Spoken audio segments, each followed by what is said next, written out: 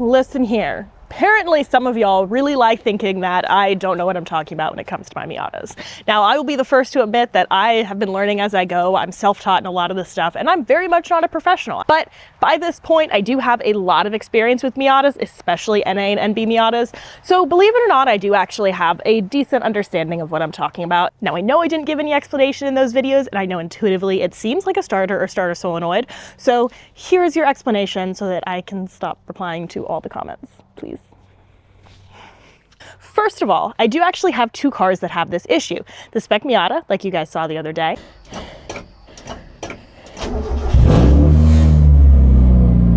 and then this car.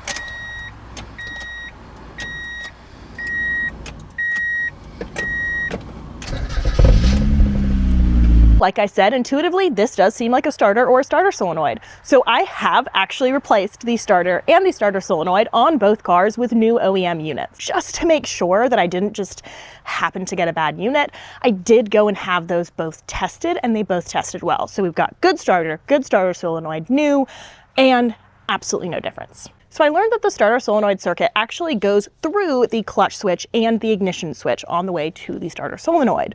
So if you have a failing or bad clutch switch or ignition switch, you can end up in a situation where sometimes when you turn that key, the starter solenoid is not getting enough power. And the symptoms are very similar to that of a bad starter solenoid or a bad starter. Especially on this car, I am pretty darn sure that the issue is a clutch switch, because I have found out that on this car, if it's not starting, I can release and get back on the clutch, or sometimes just push the clutch further into the floor and it'll start right up. Now, I do actually have a new ignition switch and clutch switch for this car, and the reason I haven't fixed it isn't because I'm not capable or because I don't know what's going on.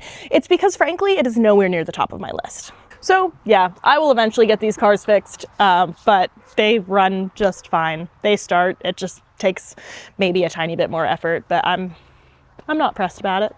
But I hope that sheds a little bit of light on why it is that I am pretty confident that it is not a starter or starter solenoid in either car. Yeah.